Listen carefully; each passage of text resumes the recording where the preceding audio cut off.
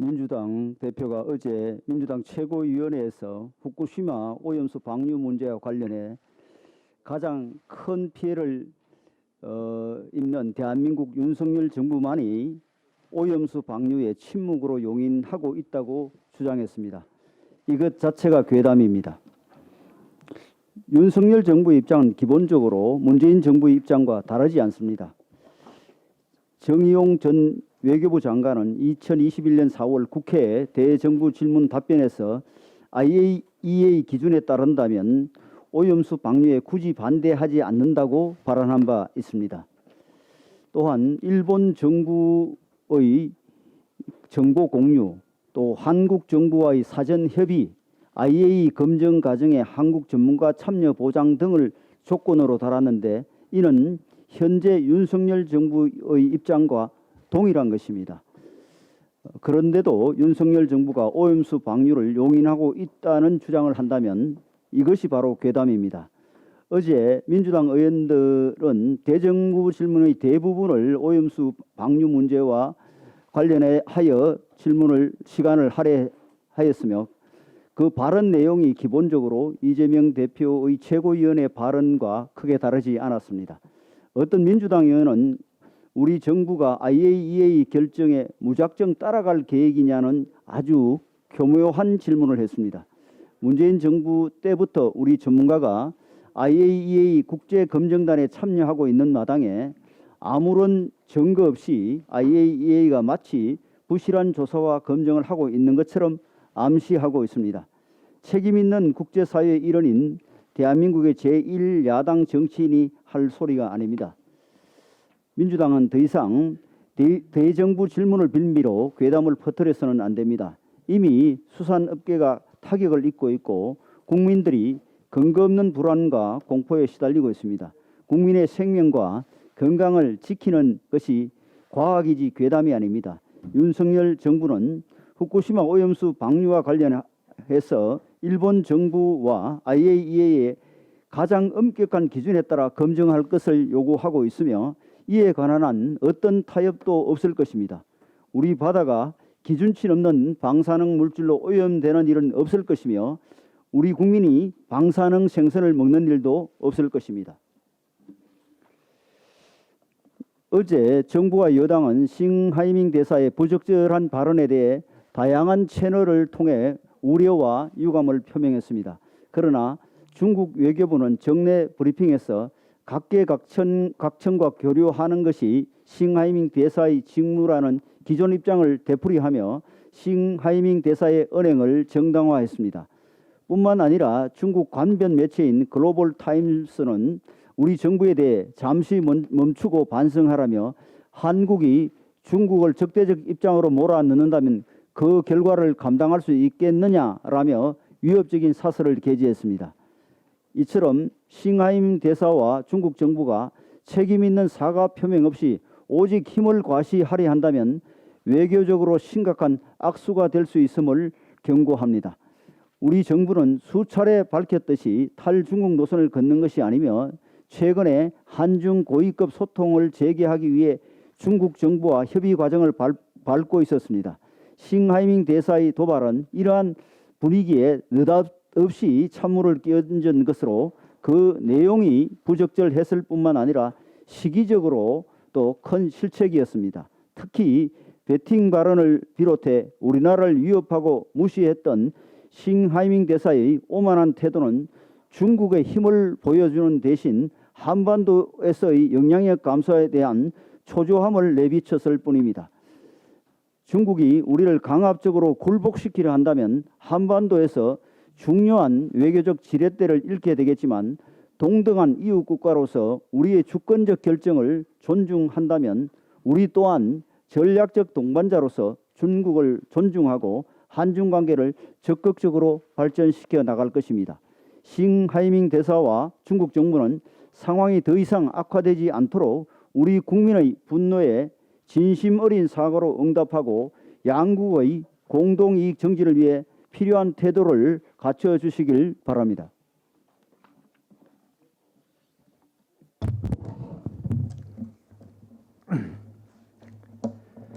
가해자의 인권보다 더 중요한 것은 선량한 피해자의 일상입니다. 어제 이른바 부산 돌려차기 사건의 항소심 판결이 나왔습니다. 1심에서 인정되지 않았던 강간미수 혐의가 인정돼 징역 20년이 선고됐습니다. 1심보다 형량이 늘었다고는 하나 국민 기준에는 크게 미흡한 판결이라는 평가가 나오고 있습니다. 많은 사람들이 이 사건 CCTV 영상을 보고 충격을 금치 못했고 저 역시도 큰 충격을 받았습니다. 하물며 이 사건의 피해자는 얼마나 많은 충격을 받았을지 가늠하기 어렵습니다. 아직도 불안과 공포 때문에 일상생활을 하지 못한다고 전해지고 있고 재판이 끝난 뒤에 피해자는 보복이 두렵다고 정신적 고통을 호소했습니다. 우리는 이 호소에 답해야 됩니다. 이를 고려하면은 양형 기준을 상향할 필요가 있습니다. 가해자가 보복 운운하며 피해자에게 2차 가해를 가할 경우에 양형을 대폭 강화하는 내용으로 형법을 개정할 문제를 검토하겠습니다. 이 사건과 관련하여 또 다른 논란이 된 부분은 가해자 신상 공개일 것입니다. 유튜브에 이어 구의원까지 신상 공개에 나서며 사적 제재 논란마저 나왔습니다. 사적 제재 논란 자체가 나오지 않도록 공적 영역에서 국가가 해결해야 합니다. 항소심 재판부가 가해자 신상 공개를 명령했지만 언제 가능할지는 미지수입니다.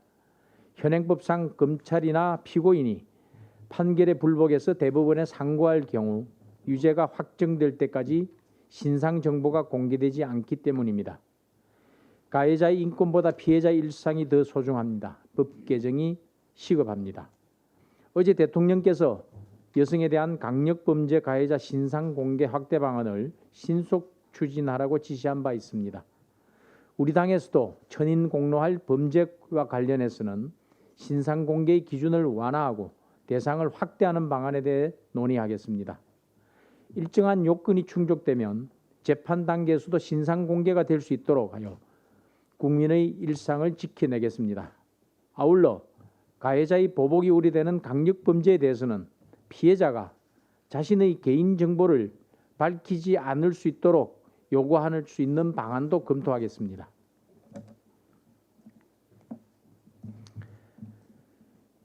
민주당이 제2의 탈원전을 획책하고 있는 것이 아니라면 고준위 방패법 처리에 적극 임해야 할 것입니다. 어제 전국의 원전 소재지 5개 지방자치단체, 경북 경주시와 울진군, 부산시 기장군, 울산시 울주군, 전남 영광군의 단체장들이 국회에서 고준위 방사성 폐기물 관리 특별법의 신속한 제정을 촉구했습니다. 원자력 발전은 우리나라 에너지 안보를 떠받치는 버팀목입니다. 다만 발전 과정에서 고준위 방사성 폐기물이 발생한다는 점에서 우리 국민들이 납득할 수 있는 가장 안전한 방법으로 철저히 관리하는 것이 필요합니다. 지난 10년간 2차례에 걸쳐 공론화하고 중장기 기본 계획을 2번이나 수립했음에도 불구하고 고준위 방패장 부지를 찾는 절차에 착수조차 못한 게 현실입니다. 2030년경에는 원전 부지 내 저장소가 포화될 우려가 있는 상황입니다. 진정 국민을 위한다면 고준위 방패물 특별법 제정에 조속히 나서야 합니다. 여야 모두 법안의 필요성을 인정해서 각각 법안을 발의해 놓았습니다. 과학자들도 특별법 제정이 필요하다고 한 목소리를 내고 있습니다. 6월 임시국회에서 법 통과에 만전을 기해야 할 것입니다. 일부 민간단체들이 특별법의 취지를 왜곡하고 있는데 이에 동조한다면 고준위 방패물 관리를 어렵게 하고 사태를 악화시킬 뿐입니다. 민주당이 국민을 위한다면 원전 소재 지자체당들의 호소를 흘려들지 말기를 바랍니다. 네, 사무총장입니다. 싱하이밍의 오만함에 대해서 한마디 지적하겠습니다. 지난 6월 8일은 조선 말기 청나라의 위안스카이가 조선의 내정 간섭하는 것에 버금가는 이런 치욕적인 날로 기록될 것입니다. 이재명 대표는 대한민국 5천만 국민의 자존심을 한낱 짜장면 한 그릇과 맞바꿔 먹었습니다. 제1 거대 야당의 대표가 한낱 국장급에 불과한 중국 대사의 관저까지 찾아가 국민의 자존심을 짓밟고 국격을 스스로 깎아내렸습니다. 이재명 대표가 두 손을 가지런히 모은 채로 15분간 훈시를 듣는 모습에 국민들의 심정은 말로 형용할 수 없을 정도로 참담하기 그지없었을 것입니다. 싱하이밍은 생중계임을 뻔히 알고도 양국 관계가 어려워진 책임은 중국에 있지 아니하다. 중국 패배에 베팅하는 이들은 나중에 반드시 후회할 것이다 라며 우리 정부를 향해 협박을 서슴지 않았습니다. 이재명 대표와 비공개로 가진 면담에서도 미국이 실익은 다 챙기고 있는데 한국 정부가 안타깝다며 훈계하였다고 합니다. 그런데도 민주당은 국익을 위한 야당 대표의 선이라며 애써 외면하고 있습니다. 국익을 외치면서 정작 나서야 할 때를 모르쇠로 일관하는 이재명 대표의 그 비겁함이 우리 국민들을 더욱 분노하게 만드는 것입니다. 싱하이밍 대사의 무례한 태도와 언행은 부적절한 정도를 넘어 외교관으로서의 자격마저 제고해야 될 중대한 사안입니다. 싱 대사는 부임한 지 4개월밖에 지나지 않은 2020년 5월 언론 인터뷰를 통해 홍콩의 국가보안법을 공식 지지해달라며 한국 정부에 압력을 행사했습니다. 2021년에는 대선 당시 윤석열 대선 주자가 사드는 분명히 우리 주권적 영역이라고 밝히자 윤석열 인터뷰에 대한 반론이라는 기고문을 싣고 이해할 수 없다며 대선 개입 논란을 자초한 바도 있습니다.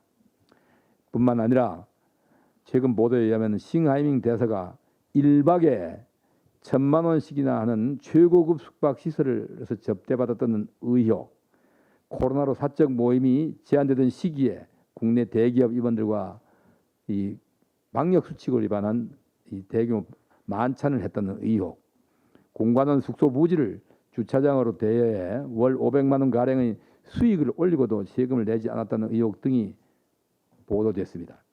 이 같은 의혹이 사실이라면 국제협약을 정면으로 위반한 것입니다. 외교관의 존재 이유는 국가 간 갈등 유발이 아닌 주재국과의 우호적인 관계를 유지하기 위한 가교 역할에 있습니다. 싱 대사가 외교관으로서의 책임과 역할을 망각하고 계속 오만하게 행동한다면 앞으로 외교적 기피 인물로 지정까지 검토되어야 할 것입니다. 중국 정부도 더 이상 싱 대사를 두둔하지 말고 대한민국을 향해 정중하게 사과하십시오. 한중 관계 회복의 첫 단계는 오만한 힘자랑이 아니라 상호 존중에서 시작됨을 명심하기 바랍니다. 이동관 대통령실 대외협력특보와 관련된 말씀 한마디 드리겠습니다. 민주당은 이동관 대통령 대외협력특보에게 마녀 사냥식의 공격을 퍼붓고 있습니다. 또한 언론은 팩트가 확인되지 않았음에도 불구하고 가짜 뉴스를 마구잡이로 생산하고도 있습니다.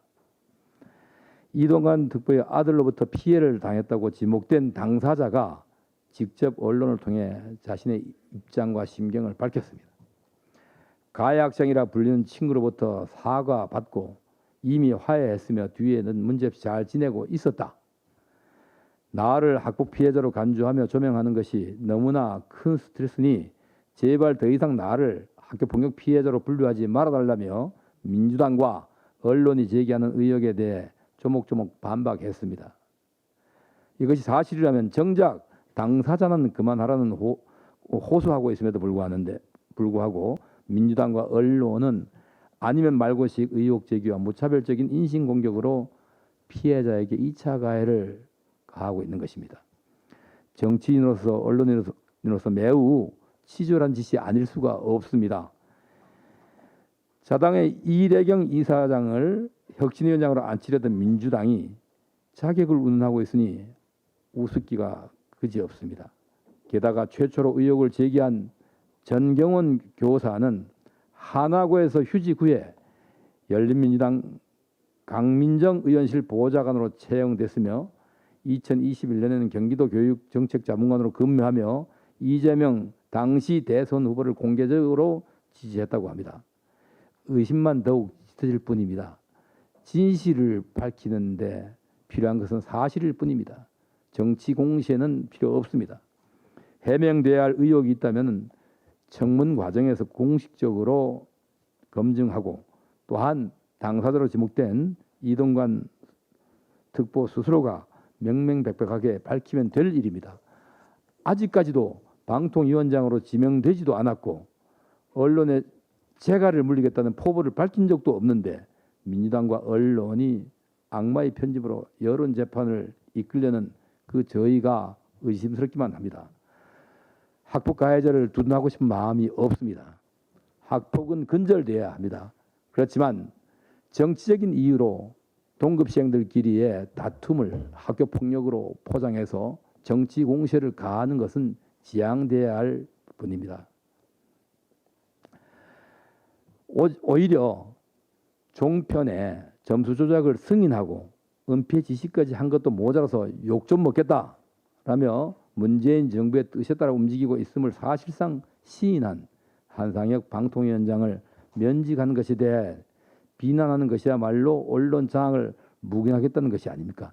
이것을 자신들이 임명한 방통위원장의 이런 편향된 정치 행태가 드러나는 것이 두려우니 미리 예고해서 특정인을 학폭의 가해자로 엮어서 연좌 심판하려고 하는 이런 태도를 보이는 것이 아닙니까? 대통령이 일장기에 경례했다며 어처구니 없는 오보를 하고 더 나아가서 한동훈 법무부 장관의 개인정보를 무단으로 유출한 언론 또한 잘못된 방송에 동영상 바꿔치기 조작으로 대놓고 국민을 속인 언론이 개혁의 대상이 될 것입니다. 이런 것들을 스스로 창피스럽게 수치스러워하고 고쳐나가는 것이 먼저 해야 할 모습일 것입니다. 언론개혁은 방송 정상화를 위해 시급히 추진해야 할 과제입니다. 자유와 독립이 보장되는 언론으로 되돌리기 위해서 반드시 필요한 것입니다. 언론개혁에 저항하기 위해서 벌써부터 이러한 국정 운영의 발목 잡으려고 하는 이런 괴담과 선동은 중지해 주시기 바랍니다. 민주당과 언론이 어울리지 않는 언론 장악을 입에 올릴수록 언론 개혁의 필요성은 더욱 더 선명해질 뿐입니다. 이상입니다. 박성준 간사님 먼저. 우리 사무총장이 먼저 이야기를 한 내용인데요. 이동관 특보 관련해서 미리 답까지 내놓고 진실을 조작하는 MBC의 악의적 보도 행태는 피해자만 늘어갈 뿐이다 하는 내용입니다. MBC는 보수 진영을 공격하기 위해서는 팩트에 상관없이 미리 답까지 내놓고 악의적으로 진실을 조작하는 취재를 계속해 왔습니다. 과거 지난 대선 과정에서 경찰을 사칭해서 취재를 하다가 벌금형에 처해졌고 또 유명 탈북자 시인을 성범죄 가해자로 몰아가다 고소를 당해 1억 원의 배상을 하게 된 일도 있었습니다. 그런데 이 같은 악의적인 불법 과잉 취재 습관이 고쳐지기는커녕 갈수록 더 심해지고 있습니다. 오히려 아주 상습적이고 악의적입니다. 아직 임명되지도 않는 이동관 특보 자녀 학폭 혐의에 대해서 피해자라고 몰고 간 당사자가 MBC의 무리한 취재에 대해서 문제 제기를 한 것입니다. 당사자는 MBC가 자신을 학교 폭력 피해자로 확정 지어버렸다. 너무 충격적이고 분노하기도 하여 기자님께 몇 차례 이런 방식의 취재가 불쾌하다고 말했다. 라는 명예훼손을 넘어 허위사실 유포를 지적한 호소문을 발표한 것입니다. 이번에도 MBC가 물불 가리지 않고 이동관 특보를 공격하는 방송을 무리하게 기획하다 망신사를 제대로 뻗치게 된 것입니다. 입만 열면 진실된 방송을 운운하더니 학폭으로 몰아갔던 당사자의 호소문에 담긴 진실은 왜 보도를 제대로 안 하는 것입니까? 진짜 부끄러운 줄 알아야 됩니다. 계속되는 MBC 비방 보도는 팩트는 없고 의혹과 정황, 추측이 난무하고 있습니다. 스스로 더 이상 공격할 거리가 없고 동력이 떨어지니까 억척이라는 걸 대부분 다 아는 듯 합니다. 더 큰 문제는 MBC가 막 나가는 것을 알고 있었지만 아무리 그래도 문화방송이었던 MBC가 나를 학폭 피해자로 간주하지 말아달라는 당사자의 입장물을 일주일 7일 전에 이미 받아놓고도 거의 4일 동안 넘게 보도를 하지 않고 진실을 묵살한 것은 방송 범죄 수준이라고 저희들은 보고 있습니다. 민주당도 일방적인 한쪽의 주장만 믿고 거짓을 조장하고 있습니다. 계속해서 당사자가 학폭이 아니라는데도 생떼 부리듯 흠집만 내려 하고 있습니다. 목리 부리지 말고 자중해야 할 것입니다. MBC 안행준 사장에게 경고합니다. 북한이 핵이라도 쏜 것처럼 이동관 특표 이슈를 메인 이슈로 도배하기 전에 취재의 기본부터 지킬 것을 경고하는 바입니다. 안행준 사장은 MBC의 무리한 취재로 인해 발생하는 모든 피해자들에게 MBC를 대표해 사과하고 이번 2차 가해 방송을 자행한 관계자들을 징계하고 사장으로서 책임지고 사퇴할 것을 강력히 경고하는 바입니다. 이상입니다. 법사위 정정식 간사님 하시고 외통위, 행안위, 문체위, 환노위, 정보위 이런 순서도 하고 나머지는 또 제가 순서를 정하겠습니다. 법사위 정정식 간사님 말씀입니다. 예, 법사위 정정식 간사입니다. 어제 윤관석 이승만 의원에 대한 체포동의안이 부결되었습니다. 체포동의안 부결 직후에 윤관석 의원은 자신의 페이스북에 정치검찰의 짜맞추기 기획수사는 부당한 것이 입증되었다라고 기재를 했습니다. 검찰 과연 그 수사에 대한 그 수사가 짜맞추기 기획수사였는지 여부는 민주당 국회의원들이 판단할 것이 아니라 법원이 판단을 해야 됩니다. 1990년대 후반 구속영장 실질심사 제도가 도입되면서 국회의원에 대한 체포동의안의 성격이 바뀌었습니다. 즉 법원에 영장 실질심사의 기회를 줄 것이냐 여부를 판단하는 것이 국회의 체포동의안에 대한 안건입니다. 그럼에도 불구하고 민주당은 이 체포동의안을 부결함으로 인해 가지고 법원에 영장 실질심사를 할 수 있는 기회, 즉 윤관석 이승만 의원이 법원에 출석해서 자신에 대한 수사가 부당함을 주장할 수 있는 기회조차도 박탈한 것입니다. 이것은 소위 검찰의 짜맞추기 기획수사가 입증된 것이 아니라 민주당의 제19 감사기에 불과합니다. 이러한 제19 감사기는 국민권익위와 감사원에서도 이 같은 일이 자행되고 있어서 국민들의 공분이 커져가고 있습니다. 지난 금요일 발표된 감사원의 권익위 감사보고서에 따르면 전현희 권익위원장은 2020년 추미애 당시 법무부 장관 아들의 군 휴가 특혜 의혹과 관련하여 법무부 장관과 아들 사이에 직무 관련성이 있을 수 있다고 판단한 권익위 직원들에 대해 가정적 상황을 가지고 직무 관련성이 있을 수 있다고 답변이 나가면 되겠느냐고 질책하며 추 장관에게 유리하도록 의견을 제시했던 것으로 알려졌습니다. 그런데 이러한 감사원의 감사 결과 발표를 앞두고 문재인 정부에서 임명된 감사위원 3명, 즉 문재인 대통령과 검찰개혁 저서를 공동 집필한 김인혜 위원, 문재인 정부 시절 서울고검장을 지낸 조원석 위원, 이낙연 총리 시절 국정운영실장을 지낸 임찬호 위원은 전현희 위원장의 비위에 대한 구체적 서술을 줄이도록 내용 자체를 수정하려 했고 최재해 감사원장을 보고서 심의 의결에서 배제하는 방식으로 보고서 공개 자체를 무산시키려 했다고 합니다. 제19만을 감사하기 위해서 책임지고 물러나야 하거나 구속되어야 할 사람을 싸고 돌며 비위의 잣대를 제각각으로 행사하려고 하는 것이 과연 상식과 정의에 부합하는 행동입니까? 탈북선언, 강제북송, 서해공무원 피살 사건 등 각종 현안에서 민주당과 문재인 정권의 전입의 부대로 활약했던 전현희 권익위원장은 결국 오는 27일 임기 3년을 다 채우며 권익위원장직을 마무리할 것으로 보입니다. 그러나 전현희 위원장을 둘러싼 논란과 관련해서는 수사로서 그 진실이 규명될 것이라고 생각하며 아울러 아직도 감사원 등 문재인 정부 알박기 인사는 국정의 발목을 잡고 제19 감사기에만 열을 올리며 자리를 개최하고 있을 것이 아니라 이제는 조용히 물러나기를 촉구합니다. 이상입니다. 예, 민주당 이재명 대표가 주한중국 대사를 찾아가서 대한민국을 협박하는 그런 무례한 내용의 발언을 공손하게 들으면서 항의 한마디 하지 않았습니다. 천안함의 최원일 전 함장의 면담을 거부하는 등 호국 영웅들에게는 그렇게도 뻣뻣한 자세를 일관하던 이재명 대표가 공손한 자세로 앉아서 이렇게 국장급 외교관인 싱하이밍 중국 대사의 훈계를 받아 적는 모습을 보고 국민들은 참담한 심정이었습니다. 이재명 대표는 국민들에게 굴욕감을 느끼게 한 자신의 행동에 큰 책임감을 느끼고 국민께 사과를 해야 합니다. 만약 주한 일본 대사가 이재명 대표에게 싱하이밍 대사와 같은 무례한 태도를 보였다면 아마도 민주당은 당장 일본 대사를 추방하고 우리 정부가 직접 일본 정부에 항의하라고 요구했을 것입니다. 민주당은 중국에 대해서는 일관되게 쩔쩔매는 태도를 보이면서 유독 우방인 일본에 대해서는 어떻게든지 반일 감정을 고취시키기 위해 혈안이 된 듯한 자세를 보이고 있습니다. 후쿠시마 오염수 처리 관련 괴담 유포도 그 일환으로 보여집니다.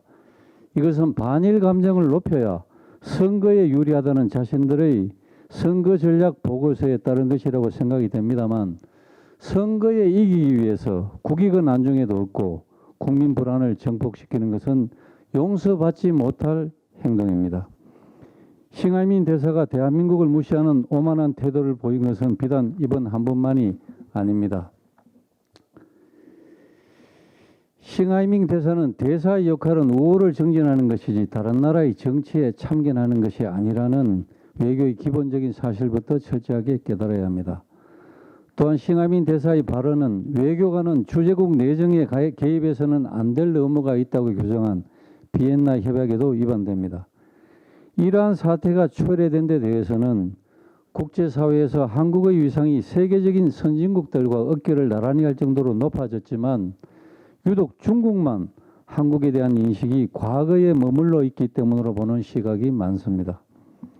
외교부는 싱하이밍 대사의 공식 사과를 요구하여 이에 응하지 않거나 이런 무례가 반복된다면 외교적 기피 인물로 지정하여 추방하는 조치를 취할 것을 적극 검토해야 합니다.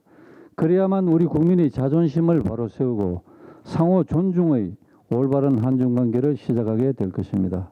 그리고 민주당도 이제는 중국이라면 쩔쩔매는 태도를 떨쳐내기 바랍니다. 우리 윤두현 미디어 특위 위원장께서 또 다른 일정이 있기 때문에 먼저 좀 기회를 드리도록 하겠습니다. 예, 감사합니다.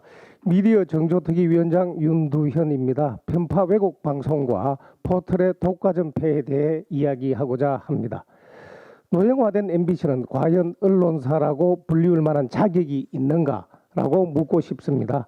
진실을 전하는 것이 언론이지 왜곡, 선동하고 도덕성이 마비된 것처럼 행동하는 것은 사회적 흉기일 뿐입니다. 지난 8일 MBC 뉴스 외전에서 1인 유튜브 방송에서도 일어나지 않을 방송사고가 일어난 것 국민들께서는 알고 계십니까? 진행자인 안모 아나운서가 단신 기사를 내보내면서 기사 3개를 섞어서 읽고 영상은 윤 대통령의 국가전략회의와 김의철 KBS 사장의 기자회견 장면이 오락가락하는 엉망진창 그 자체였습니다. 그런데도 MBC는 뉴스 외전 내내 사과 방송하지 않았습니다. 방송 중 사고 나면 그 프로그램 안에서 바로 잡는 게 방송의 기본입니다. MBC는 사과 대신 인터넷 서비스에 수정된 영상을 올리기만 했습니다. 그래놓고 수정 해선이 되지 않았느냐, 웬 시비냐라는 태도입니다. 이런 행태는 차량 운전으로 따지면 사고 후 뺑소니와 다를 게 없습니다. MBC는 지난 3월 KT 사장 지원자 김성태 관련 오보 때도 인터넷 영상만 슬쩍 고쳤다가 망신을 당한 적이 있습니다. 박성재, 안영준 사장으로 이어지는 노형화된 MBC의 모를 해저드 도덕적 해이는 이것만이 아닙니다. 방송통신위원장 내정설이 있는 이동관 특보의 학폭 관련 보도도 도대체 객관적 기준이 없습니다. 정교조 출신으로 공정성 논란이 많은 당시 정경원 교사의 제보는 다른 교사의 증언과 사뭇 다른데도 일방적으로 상세히 다루면서도 피해자로 거론된 학생의 학폭 부인 입장문은 무시했습니다. 이게 정상적인 보도 행태인가요? 학폭 부인 입장문은 노영방송이라는 같은 비난을 받는 KBS도 보도했는데 말입니다. 보고 싶은 것만 보고 전하고 싶은 것만 전하려는 노형화된 MBC의 편파 왜곡은 어제 오늘 일이 아닙니다. 나라를 혼란에 빠뜨린 광우병 괴담, 방송 사상 최악의 왜곡으로 평가받는 2002년 김대엽 병풍 조작 등등 너무나 많습니다. 국민들은 노형화된 MBC가 저지른 편파 왜곡 사례 분명히 기억하고 있습니다. 그 결과가 낮은 한 자릿수에 머무는 MBC의 시청률일 것입니다. 가짜뉴스, 편파 왜곡 보도에 온상구시를 하는 것이 포털입니다. 포털, 특히 네이버는 여러 차례 정부 문서를 빙자한 광고, 가짜뉴스 방치, 자극적이고 선정적인 뉴스 환경 등으로 비판과 질타를 받았음에도 불구하고 시정 노력은커녕 위법 논란이 심한 AI 광고 후기를 하려는 등 이른바 배짜라식 영업에 열중하고 있습니다. 이러니 간이 부었다라는 질타를 받는 것 아니겠습니까? 네이버는 특히 정보 검색 시 자사 유료 서비스에 특혜를 주다 공정위 직권조사 받은 적이 있습니다. 네이버는 잘못을 자수하고 개선 방안을 마련하는 동의 의결 제도로 과징금은 피했지만 이것도 잠시입니다. 지난 12월부터 그 약속 흐지부지 됐습니다. 개선안을 스스로 마련한 네이버도 이를 감독해야 할 당국도 모르고 있습니다. 분명히 밝힙니다. 나쁜 짓을 해서 이익을 보는 일이 없도록 제도 개선하고 철저히 집행되는지 끝까지 살피겠습니다. 국내 포털, 구체적으로는 네이버가 되겠죠. 점유율 하락을 우려하는 기사가 때때로 보입니다. 정치권의 규제 논란 때문이라는 주장이지만 독자나 시장의 반응은 전혀 그렇지 않습니다. 정보 검색 시 첫 화면 대부분을 차지하는 지나치게 많은 광고와 이로 인한 검색의 불편이 이용자의 이반을 불렀다는 진단입니다. 광고 수입에 급급해서 이용자의 불편을 외면한 결과를 남 탓으로 돌리지 마십시오. 토종기업이라 남다른 보호를 원한다면 정보 검색과 광고의 구분을 분명하게 하도록 관련법 고치겠습니다. 스스로 고치지 못하면 타인에 의해 고쳐지게 마련입니다. 노형화된 공영, 준공영 방송 그리고 사회적 책임을 방기하고 독과점 행포에 매몰된 포털 네이버는 이를 명심하기 바랍니다. 수고했습니다. 다음 행안위 우리 김영권은 안 했습니까? 다음 문체위 이용호 원사님. 예. 문체위 간사 이용호 의원입니다. 민주당 서영교 의원 등이 지난 9일 일본의 후쿠시마 원전 사고를 다룬 드라마 더 데이즈가 국내 방영이 안 되고 있는 것을 김건희 여사가 맡고 있기 때문인 것처럼 말했습니다. 자다가 봉창 두드리는 격이고 서영교 의원이 허위 과장 발언 전문가인 것은 익히 알고 있었지만 번지수가 틀려도 한참 틀렸습니다. 일본 드라마의 온라인 동영상, 즉 OTT 방영이 지연되는 것은 김대중 정부가 일본 대중문화의 개방 정책을 도입하면서 일본의 콘텐츠는 영화나 TV 방송으로 방영한 후에만 유통이 가능하도록 했기 때문입니다. 즉 일본 콘텐츠만 차별적인 심의 정책을 받고 있기 때문입니다. 망치를 들면 모든 것이 못으로 보여서 두드리고 싶은 충동이 들겠지만 그럼에도 가짜 뉴스로 국민을 현혹한 서영교 의원은 즉각 국민과 김건희 여사에게 사과해야 합니다. 문재인 정부에서 임명된 최윤희 영상물 등급위원회 위원장과 위원들은 야당 최고위원이 말도 안 되는 가짜 뉴스를 퍼뜨려도 며칠째 침묵으로 일관하고 있습니다. 비판받아 마땅하며 이런 식으로 일을 하려면 차라리 모두 사퇴하는 게 맞습니다.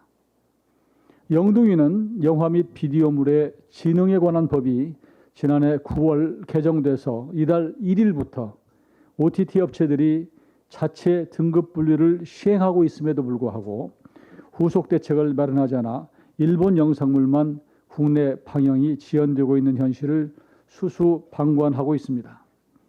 일본 영상물만 차별받는 정책을 도입한 게 20여 년 전의 일이고 이제는 우리 K컬처가 세계 문화를 선도하는 만큼 전향적으로 검토할 필요가 있다고 생각됩니다.